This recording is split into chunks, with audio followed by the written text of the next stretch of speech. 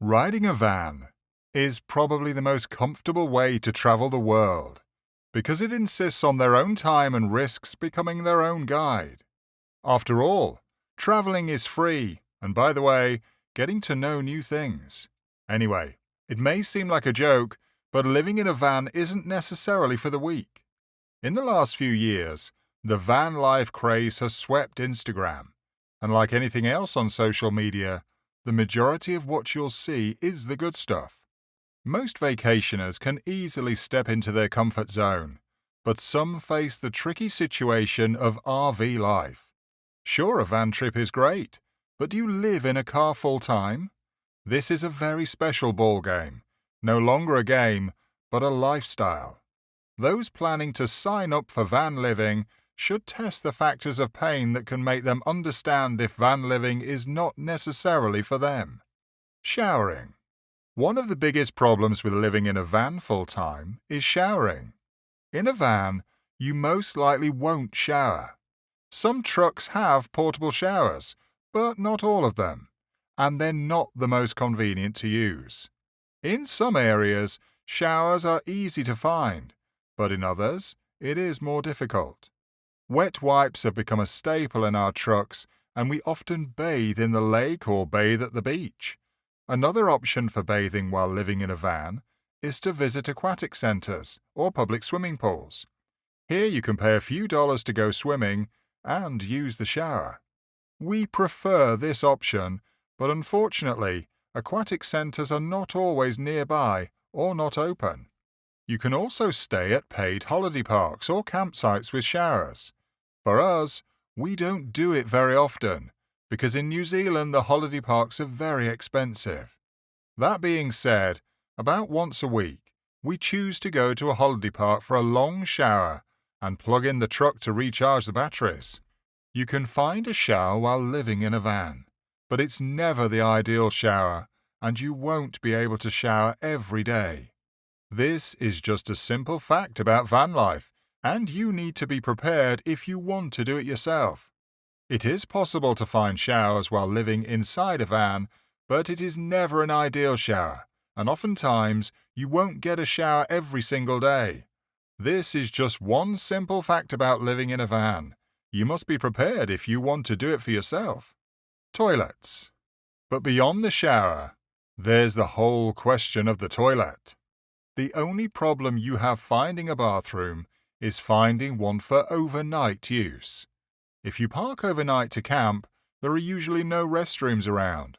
It's extremely inconvenient and means going to a public restroom right before going to bed, and then coming back right after waking up. You can sometimes find campsites near public restrooms, but not always. It was as if every park, attraction, and store had one available. That said, they're not always the cleanest, and I'm sure not every country has many accessible toilets. Getting internet. This may not really be the case if you use your camper van primarily for weekend adventures, but if you live permanently, you'll need the internet to work on the go, and you will probably have some growing pain. The great thing about a camper is that you can actually create a comfortable wheeled office that you can literally take anywhere. If you're going in a city or region with good mobile service, there is no problem getting good internet in your van. With the right equipment and methods, the internet can be as good or even better as anyone's home connection. But many of us with campers don't want to stay in the city alone.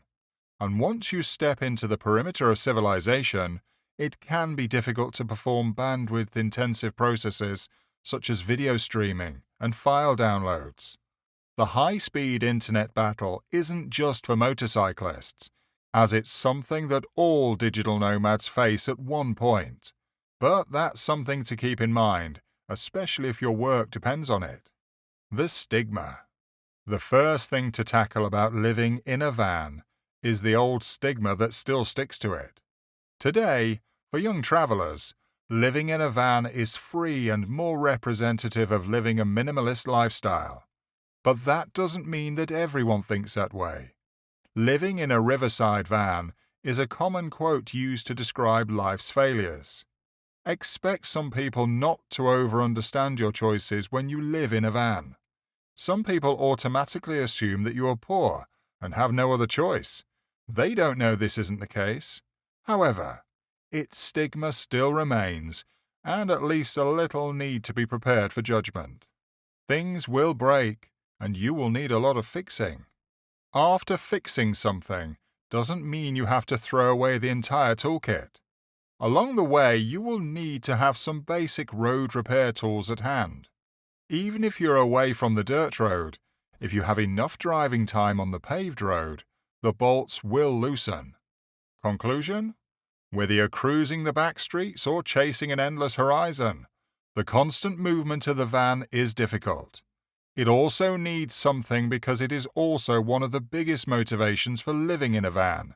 So get ready to fix some issues. You may need to practice creative problem solving, but if you make your own van, you probably know how to fix it. The worst type of damage is in the vehicle itself, which is expected if you drive the entire house thousands of miles a year.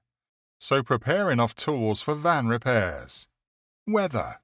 No other day is as boring as a bad weather day. Our first year in the van was met with some really harsh weather-related conditions. Over and over again, we experienced above-average heat, which turned into below-average snow and rain virtually every night. Locals say, usually it's not, but do say again that climate change is a hoax. The most disappointing day was when we were trapped in a van, unable to get out and climb, and even keep the door open because of the rain. The difference between living everywhere and living in a cold metal shell is as easy as opening a door. It's not really the life of the van, but if you're trapped in the van for long periods of time in bad weather, hot or cold, the most difficult and tiring situations can occur. Things get messy. On Instagram, you can see beautiful pictures in a van that looks like everything is perfectly combined. What you can't see is confusion. And believe me, it will be a nuisance. In such a small space, even the slightest scatter can feel magnified. But the good thing is that it doesn't take long to do a good old deep clean in a small space. We found that it took about 15 minutes for all parts of the van to look pretty good. Even a small apartment needs a longer time to clean. Finding a place.